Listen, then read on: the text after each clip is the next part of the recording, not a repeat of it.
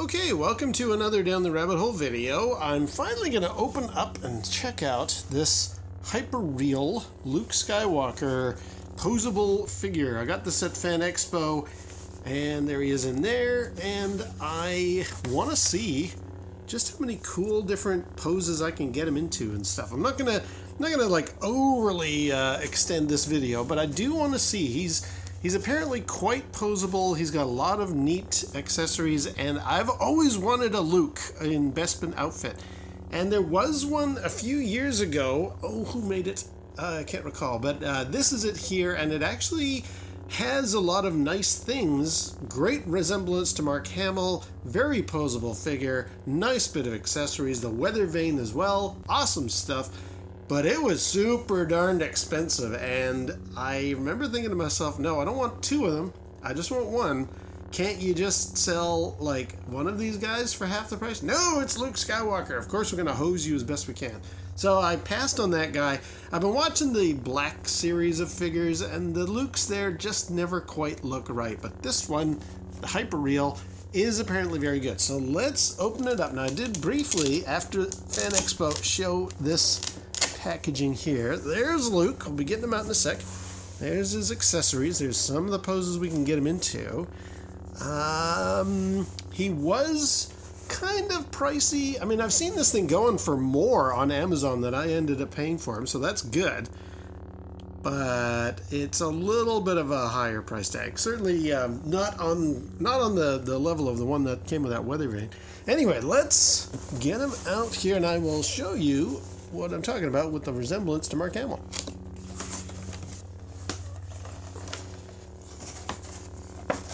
Okay, there he is there. First impression of the face. I think this is the good one, because the other head that's in there is him kind of more weathered and been through a lot of trouble on Bespin. But I think this is the good one. That's a pretty good face, actually. Let's get him out of here. I think he's used because he doesn't have any of the ties around his boots. But you know what? That's okay. I got him for a not too expensive price tag. Can I get him out, though? Okay, apparently you just have to thrust your pelvis. And out he gets. Wow. That was a lot more difficult than I had anticipated. But here is Luke. Let's get a little bright in here. There we go. You can make out the details a bit nicer there. Got his blaster on his belt. Yeah, this is the face. That's actually a very good Mark Hamill face. Like, I've seen some pretty crummy Lukes in my day.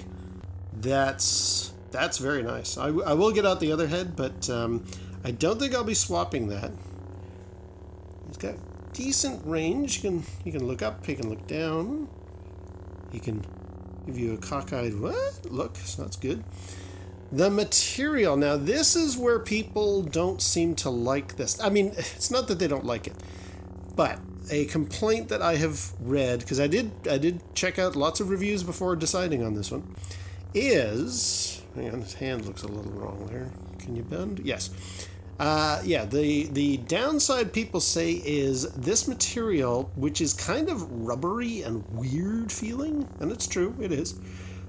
It's not easy to paint any kind of weathering pattern on it, so what you end up with is a rather plain looking grayish beige color. Like, there's a little bit of a color differentiator there on the shoulders you can see, but compared to other Lukes, like, okay, look in his elbow there. You see how there's a little bit of different coloring there, so it gives it that lived in, not just a toy Ken doll type of a look.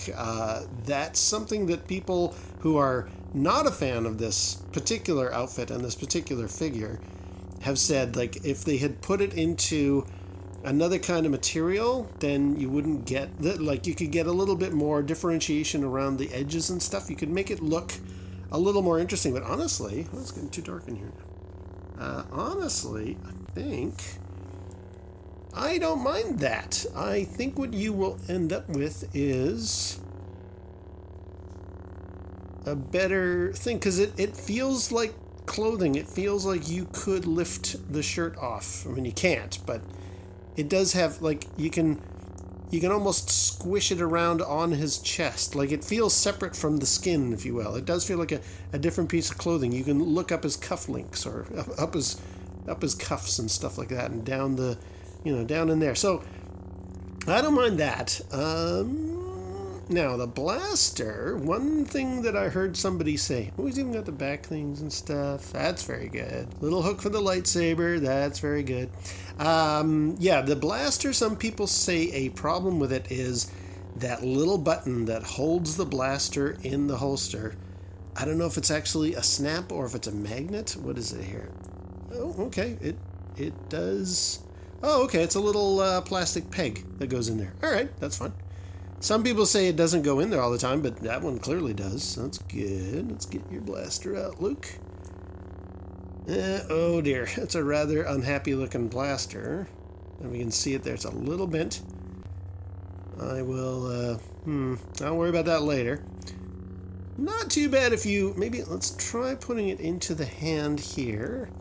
And we'll just see, can we hold it in such a way that you wouldn't really notice that the blaster. You know what? He's got his.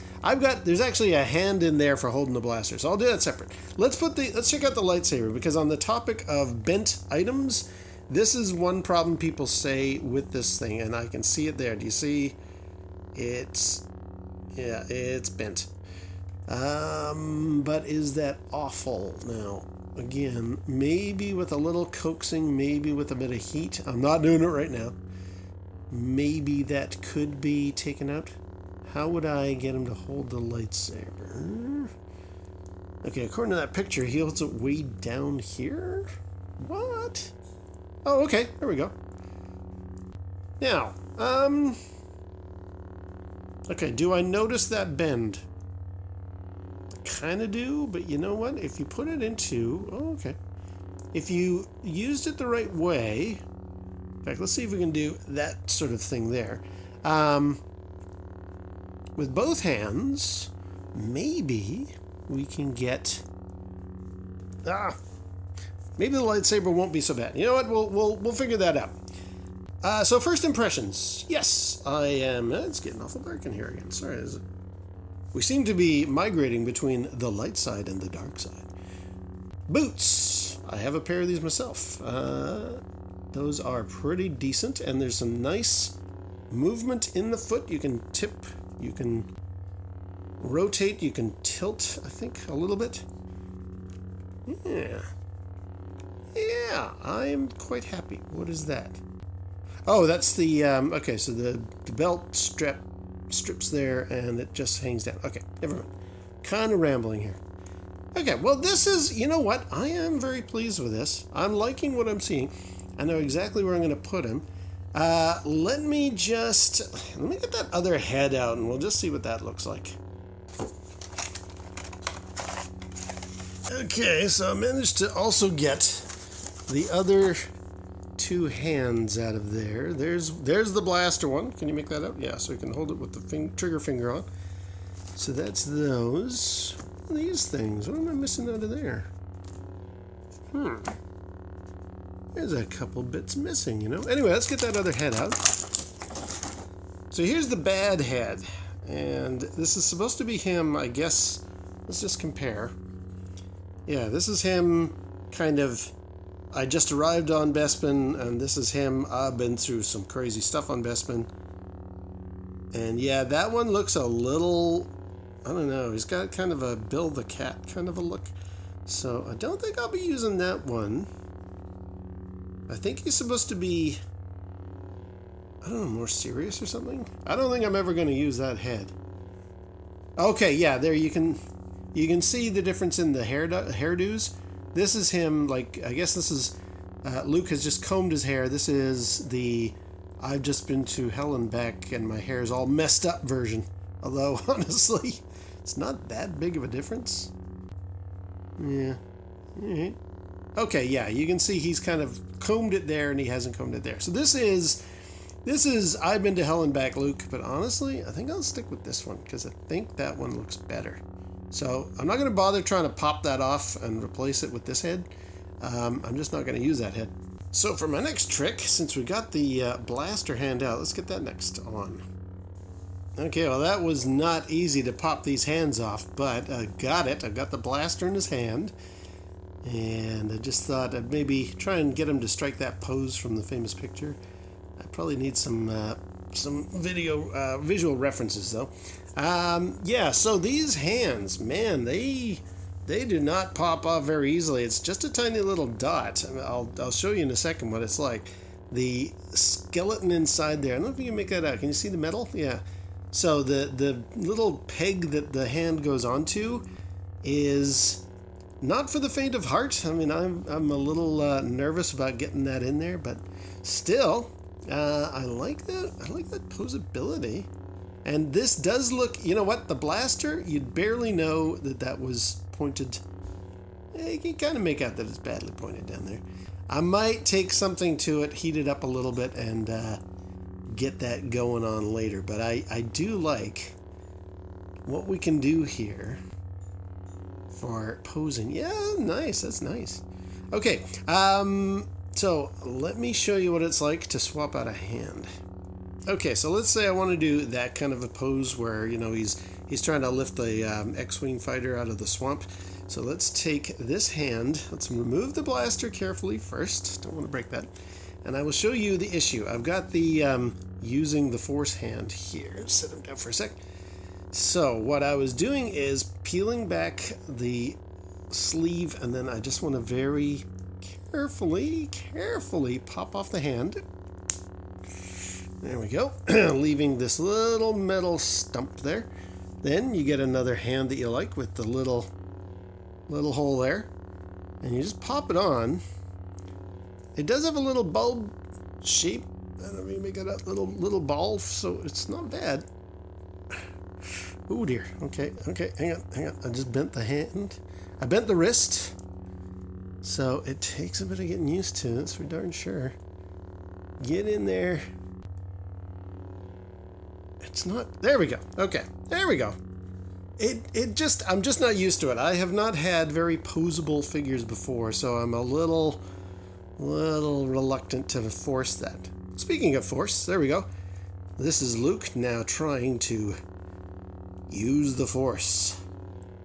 There you go. Yeah, you see, you got a wide variety of things you can do. So now there's another thing. I hope it's in the back of the packaging here. Given that this is in fact somebody else's already enjoyed Luke Hyperreal model, I want to see. There should be a platform in there that he can stand on. He's got little posts here. Let's see if I can make him stand. I don't think so. It would be in there or in there, unless it's slid down the back here. I don't see it yet. This is missing a part. Blarg. Is there anything? Maybe, hang on. No, it's not in there. And it's not down here. Remember, that's where I kept my autograph from Anthony Daniel. So it served a purpose. Ooh, wait. What's there? What's this? No, it's just instructions. Yeah, you see, there's supposed to be a plastic grill for him to stand on, so you can make him strike all his poses and he won't fall over. But mine is missing the grill. You buggers. Well, I guess that's what you get for buying secondhand. Darn it. Okay, well, that's going to be a little tricky to work without that little pedestal or stand. Well, if I can get him to just stand on this couch, then he'll stand on my desk, which is where he's going to eventually end up.